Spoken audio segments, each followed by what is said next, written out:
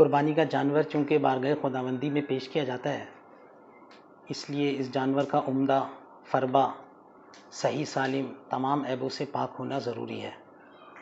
اللہ تعالیٰ کی بارگاہ میں پیش کرنے کے لیے گری پڑی حیثیت کا جانور خریدنا اور اس کی قربانی کرنا یہ ناسمجھی بھی ہے اور ناشکری بھی ہے۔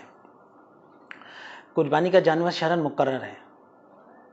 اونٹ، اونٹنی، بھینس، بھینسا، گائے، بیل، بکرا، بکری، دمبا، دمبی، بھیڑ، بھیڑا، ان کی قربانی کی جا سکتی ہے۔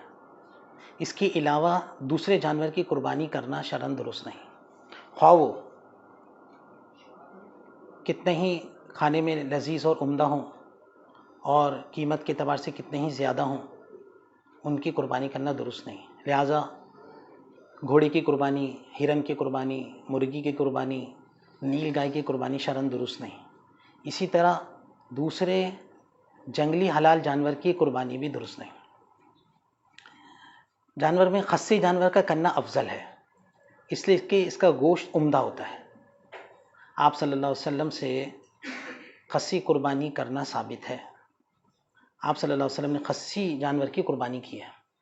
حضرت عائشہ صدیقہ رضی اللہ تعالی عنہ بیان کرتی ہیں کہ آپ صلی اللہ علیہ وسلم نے عمدہ، دو عمدے فربا سینگوں والے